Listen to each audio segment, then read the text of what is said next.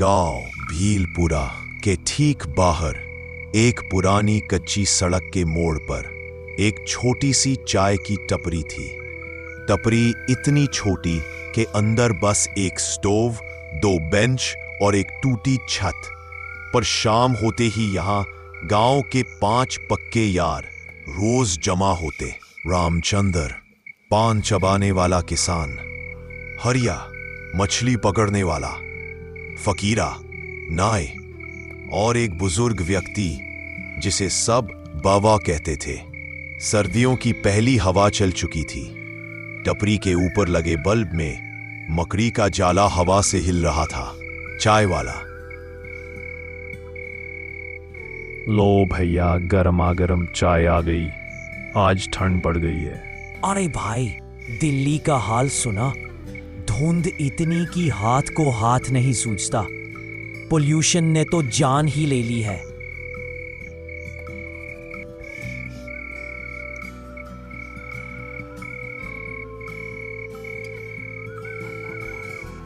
अरे मैंने तो खबर में सुना, लोग मास्क पहन पहन के थक गए, अस्पताल भरे पड़े हैं। दुनिया का क्या होगा? साल 2026 आ रहा है, लोग बोल रहे थे कहीं पड़ा 12,000 साल बाद वही ज्वालामुखी फट चुका है, मानो तो दुनिया खतरे में है। टपरी का माहौल एकदम चुप हो गया। बल्ब हल्का सा झपका, ठंडी हवा पेड़ों को हिला रही थी।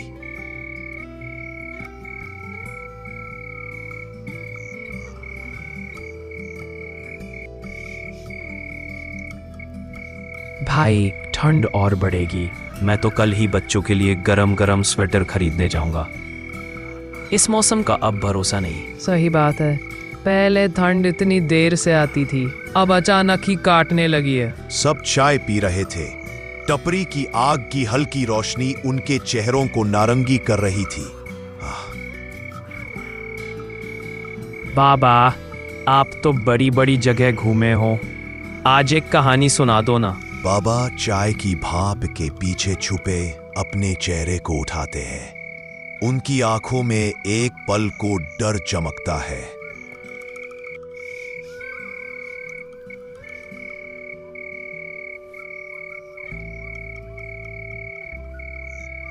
नहीं बेटा, आज नहीं।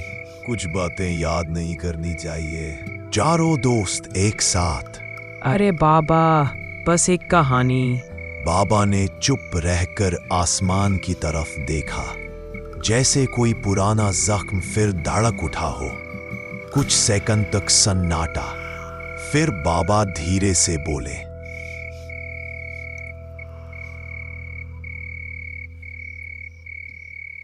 ठीक है, सुनो, पर याद रखना, ये कहानी नहीं है। ये सब मैंने अपनी आंखों से देखा है। बाबा धीरे धीरे बोलने लगे। उनकी आवाज में कंपन था। उस रात मैं अपनी पुरानी साइकिल से गांव लौट रहा था।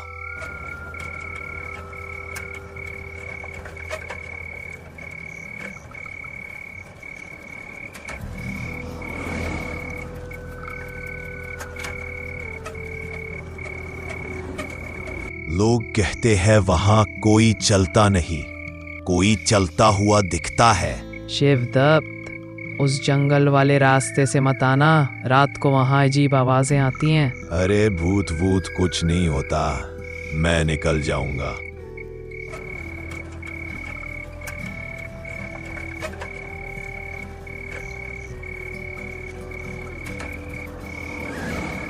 वो अपनी साइकिल से निकल पड़े। पेड़ इतने घने कि सड़क तक धूप नहीं आती, और रात में जैसे पूरी दुनिया निगल ली हो अंधेरे ने। साइकिल की टिक टिक टिक की आवाज जंगल में गूंज रही थी।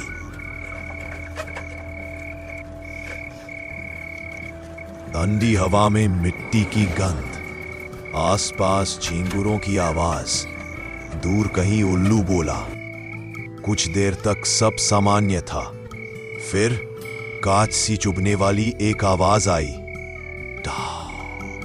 शिवदत्त रुक गए। आवाज सड़क के बाईं तरफ के अंधेरे से आई थी। रोशनी मुश्किल से 10 फीट आगे जा रही थी। उसी वक्त पेड़ों के बीच कुछ हिला, जैसे कोई लंबा सा साया। शिवदत्त बोले, कौन है? कोई जवाब नहीं। उन्होंने साइकिल फिर चलाई, पर इस बार जंगली रास्ता कुछ अजीब लग रहा था, जैसे हवा भारी हो गई हो, जैसे जंगल में कोई सांस ले रहा हो।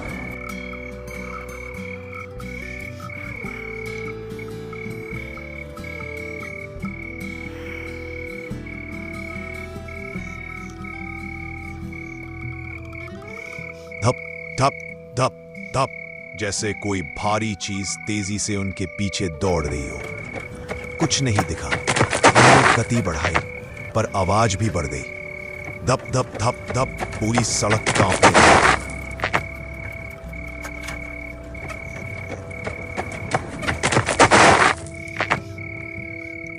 टॉर्च की रोशनी में पेड़ के नीचे एक आदमी खड़ा था, पर वो सामान्य आदमी नहीं था। उसकी ऊंचाई कम से कम 7 फीट, चेहरा काला, आंखें लाल, और उसके पैर जमीन को छू ही नहीं रहे थे। वो हवा में 2 इंच ऊपर तैर रहा था। उसका सिर थोड़ा सा झुकाया हुआ, जैसे इंतजार में हो। शिवदत्त डर के मारे जम गए। वो आदमी धीरे धीरे गर्दन उठाता है। क्रंद होने में आवाज आती है। फिर उसके होठ खुले और एक ऐसी आवाज निकली जिसने उनके शरीर को पत्थर कर दिया। रात को अकेले क्यों आया?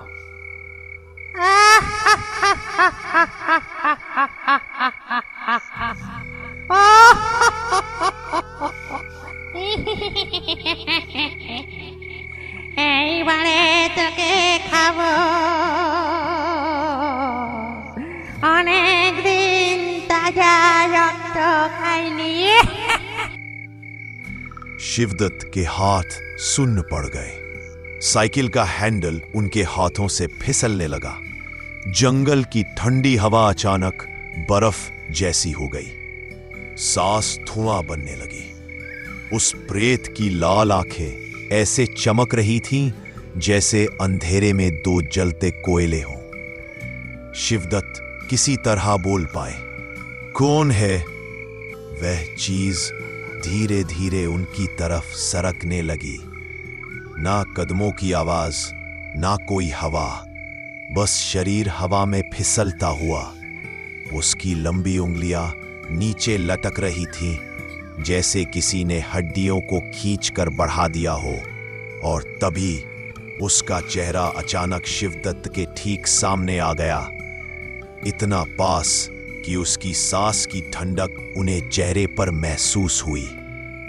फिर उसने कहा, ये रास्ता तेरा नहीं है। शिवदत्त के दिमाग में बस एक ही चीज गूंज रही थी, भागो, बस भागो। उन्होंने साइकिल उठाई और पूरी ताकत से पैडल मारना शुरू किया। साइकिल की चेन चिल्ला रही थी, टायर पत्तों को फाड़ते जा रहे थे। पर तभी वो आवाज फिर आई, धप धप धप, जैसे कोई विशाल चीज उनके पीछे दौड़ रही हो। जमीन कांप रही थी, पत्ते हिल रहे थे, पेड़ों से काला काला धुआं उठ रहा था। शिवदत्त ने डर कर पीछे देखा। वो प्रेत दौड़ नहीं रहा था, वो हवा में तैरते हुए उसी रफ्तार से चल रहा था जैसे किसी ने उसे धक्का दे दिया हो। और सबसे डरावना, उसके पैर अब उल्टे मुड़ चुके थे। साइकिल अचानक कच्चे गड्ढे में घुसी और शिवदत्त गिर पड़े। उनका घुटना छिल गया, खून बहने लगा। पेड़ों के बीच से एक लंबी सीटी जैसी आवाज आई, मम। शिवदत्त लड़खड़ाते हुए उठे और पैदल भागने लगे। दिल धक धक कर रहा था। अंधेरा इतना घना हो चुका था कि हाथ सामने करो तो वो भी नहीं दिखे। और तभी उनके दाहिने कान के पास किसी ने हल्की फुसफुसाहट की, रुक जा। शिवदत्त पीछे पलटे, कोई नहीं। सामने देखा, वहीं खड़ा था वही प्रेत।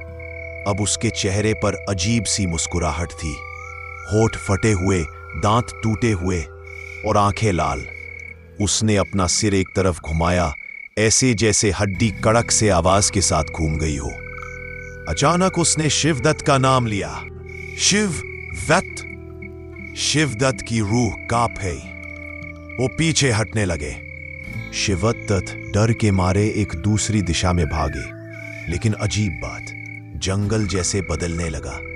जिधर भागते उधर वही पेड़, वही टूटी शाखा, वही झाड़ी। जैसे जंगल उन्हें बाहर निकलने ही नहीं देना चाहता था। हर रास्ता घूमकर फिर उसी प्रेत के पास ले आता। वो वहां खड़ा होता, लंबी गर्दन झुकाए, लाल आंखें चमकताते। जब शिवदत्त की सांसें रुकने वाली थीं, उसी समय उनके गले में पहना हुआ ताबीज अचानक गर्म होने लगा। वो ताबीज उनके दादाजी ने दिया था और कहा था, कभी डर लगे तो इसे पकड़ लेना, ये तुझे बचाएगा। शिवदत्त ने ताबीज को पकड़कर जोर से मुट्ठी बंद की और जैसे ही ऐसा किया, जंगल में एक तेज हवा चली, पत्ते उड़ने लगे और प्रेत पीछे हट गया। उसने एक गहरी चीख मारी, आ आ आ आ आ, इतनी तेज कि पैरों की छाल टूटकर गिर गई। उसके शरीर पर धुआं उठने लगा, जैसे ताबीज की चमक ने उसे जला दिया। अचानक जैसे कोई भारी पर्दा हट गया हो, जंगल का रास्ता साफ दिखाई देने लगा। चांद की रोशनी फैल गई। शिवदत्त मौका देखते ही भागे। भागते भागते उनकी सांसें टूटने लगी। उसी वक्त जंगल के पीछे से प्रेत की टूटी हुई आवाज आई, वापस आना पड़ेगा। शिवदत्त ने मुड़कर देखा। वो अब दिखाई नहीं दे रहा था, लेकिन आवाज अभी भी गूंज रही थी। इतना कहकर बाबा अचानक चुप हो गए। चाय की टपरी पर सन्नाटा छा गया।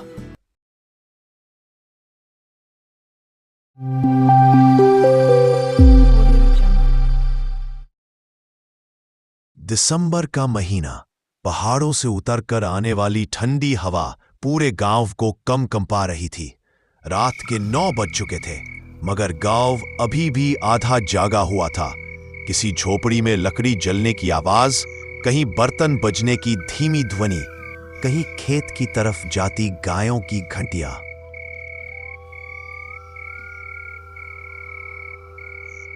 गांव का वो पुराना चौक, जहां बरगद का पेड़ था, वहीं 5 लोग आग जलाई हुए बैठे थे।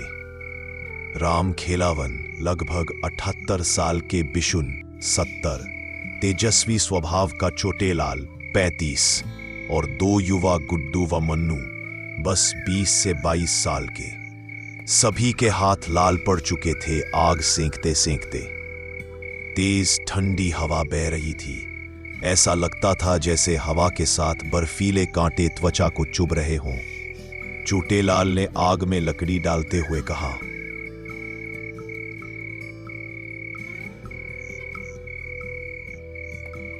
बाबा, इस साल की ठंड सही में जान ले रही है। हाथ पांव सुन्न हो गए हैं। अरे छोरा, ये ठंड तो अभी शुरू हुई है। जनवरी में तो असली ठिठुरन दिखेगी।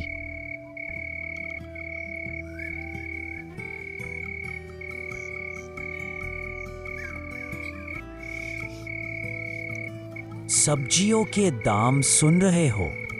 आज आलू 25 में, टमाटर 40 में और मटर 100 रुपए किलो तक पहुंच गया है।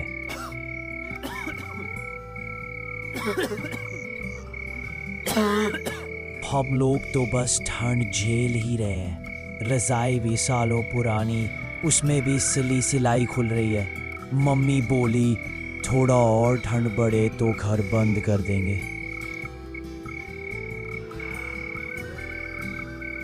ठंड में गरीब की हालत सबसे ख़राब होती है।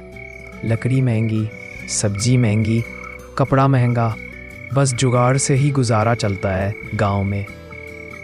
सभी कुछ देर चुप हो गए। ठंड की वजह से नाक से भाप निकल रही थी। आग की लपटें ऊपर उठकर मानो आसमान की ओर नाच रही थीं। तभी राम खेलावन ने धीमी डरावनी आवाज में कहा, अरे, तुम लोगों को इमली वाले पेड़ की कहानी पता है? लो, भूत प्रेत की बात शुरू हो गई बाबा। तू हंस ले बेटा, पर उस पेड़ पर कुछ है। मैंने अपनी आंखों से देखा है रात में, सफेद कपड़े में लिपटा एक साया पेड़ की मोटी डाल से झूलता हुआ। हवा अचानक तेज चलने लगी, पेड़ के पत्ते सरसराने लगे। सभी ने आग के पास अपना शरीर और सटाया। बाबा, ये बात पूरा गांव बोलता है। क्या सही में वहां कोई आत्मा है? हाँ, और वो रात में अकेले घूमने वालों को बुलाती है, पहले धीरे फिर तेज। कभी कभी तो पेड़ की डाल खुद हिलने लगती है, जैसे कोई उस पर बैठा हो। हमारे ज़माने में भी उस पेड़ के पास एक लड़की मरी थी। पूरा इलाका उसी की छाया में है। हवा अचानक तेज चलने लगी, पेड़ के पत्ते सरसराने लगे। सभी ने आग के पास अपना शरीर और सटाया।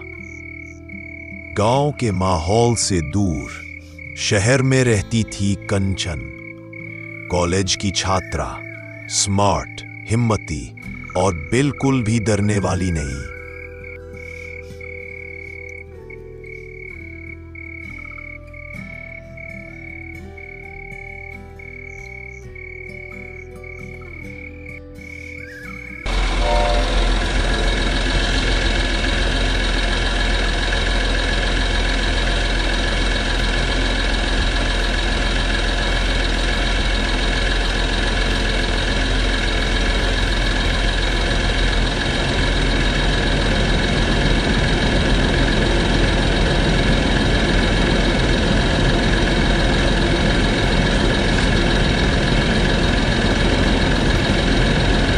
छुट्टियां पड़ी तो उसने सोचा कि दादा दादी से मिलने गांव चली जाए।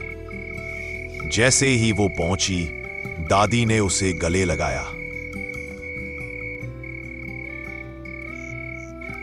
अरे बिटिया, कितना दुबली हो गई। ठंड लग जाती तो क्या होता। चलो अंदर रजाई में बैठो। गांव की मिट्टी की खुशबू, गाना गाती हवा, खेतों की हरियाली, कंचन को सब अच्छा लगता था। 3 दिनों तक वो दादी के साथ खेत गई, गाय दोही, चूल्हे पर रोटी सेंकी और खूब एंजॉय किया।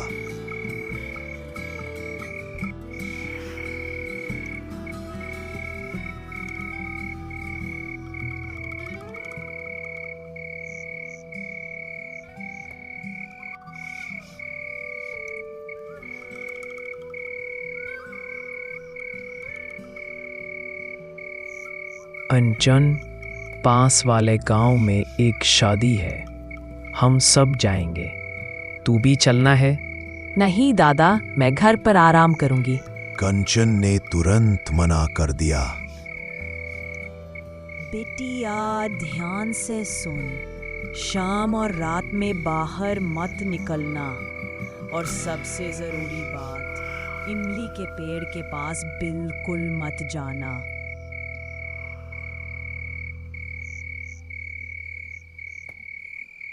दादी, मैं कोई बच्ची थोड़े ना हूं। भूत प्रेत नहीं होते।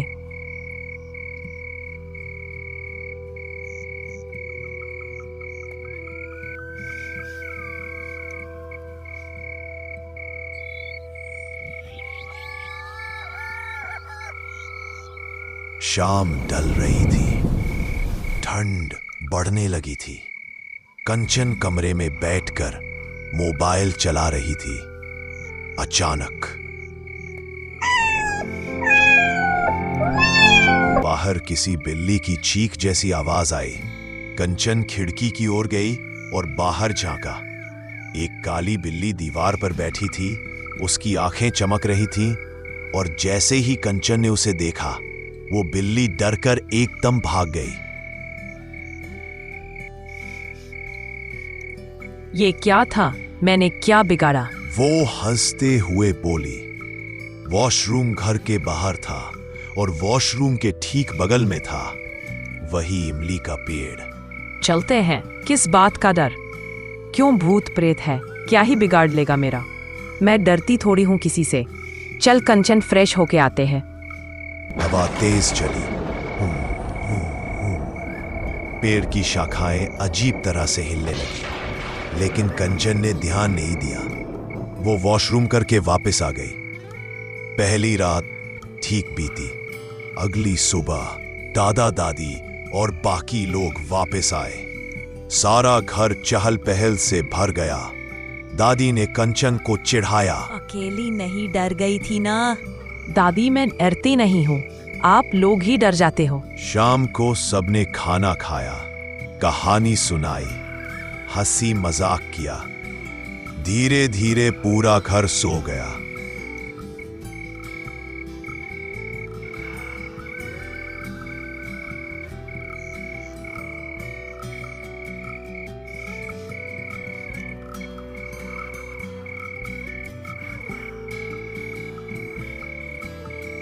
रात के बिल्कुल 12 बजे कंचन की आंख खुली। उसे वॉशरूम जाना था। मुन्नी, चलो ना। मां नींद में थीं। उन्होंने आंख तक नहीं खोली। बाहर निकली तो ठंडी हवा सीधा चेहरे पर पड़ी। हवा और तेज। कंचन वॉशरूम में गई, आधी नींद में थी, पर जैसे ही बाहर निकली उसकी आंखें फटी रह गई। वो इमली का पेड़ जो बिल्कुल शांत खड़ा रहता था, आज उसकी सबसे ऊपर वाली मोटी शाखा धीरे धीरे हिल रही थी, जबकि हवा उतनी तेज नहीं थी। कंचन कुछ कह पाती उससे पहले एक सफेद परछाई उस डाल पर लटकती हुई दिखी।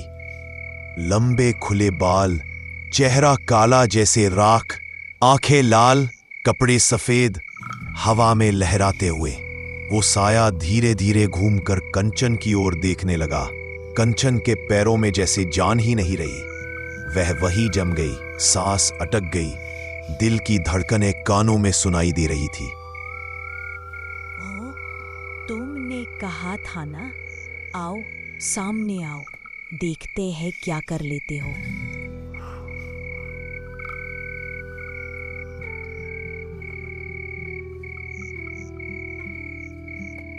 वो साया पेड़ से उतरने लगा। उसके पैर जमीन को छू भी नहीं रहे थे। सीधा कंचन के सामने। कंचन की हालत खराब थी। पसीना, कांपता शरीर, जमी हुई जुबान, लेकिन उसके दिल में डर नहीं था। वो धीरे से मन ही मन बोली, आ जाओ, देखते हैं क्या ही कर लेगी। हनुमान चालीसा पढ़ूं क्या?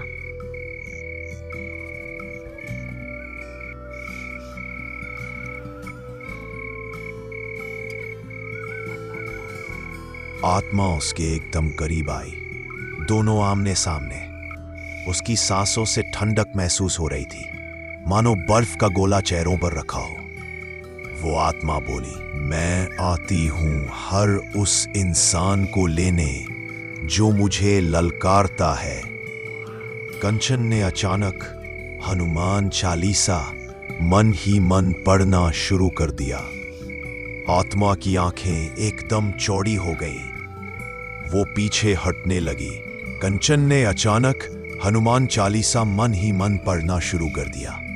आत्मा की आंखें एकदम चौड़ी हो गई। वो पीछे हटने लगी। कंचन ने और तेज पढ़ा। आत्मा दर्द से कराहने लगी। उसका चेहरा विकृत हो गया। एक जोर की भयानक चीख, और वो अचानक धुएं की तरह गायब हो गई। कंचन घर की ओर भागी, दरवाजा बंद किया, बिस्तर में जा घुसी, पर उसने किसी को नहीं जगाया, किसी को नहीं बताया, और सो गई। सीन। अगली सुबह घर में सब कुछ सामान्य था। कंचन शहर वापस जाने की तैयारी कर रही थी, लेकिन एक बात हमेशा के लिए उसके मन में घर गई। इमली का पेड़ सच में किसी से भरा है, और वो आत्मा उससे डरी नहीं है, बल्कि किसी वजह से उससे जुड़ गई है। हरिराम ने बाहर झांका। कोहरे के पार उसे लगा जैसे कोई औरत सफेद साड़ी में कुएं की तरफ जा रही हो। उसने पल भर को आंखें मली, लेकिन वहां कुछ नहीं था। राम खिलावन ने मुस्कुराकर कहा, चलो बेटा, रात गहरी हो गई। आज चाय की आखिरी प्याली थी, अब सब अपने घर चले जाओ, क्योंकि जब हवा इतनी ठंडी होती है तो जिंदा और मरे हुए के बीच फर्क मिट जाता है।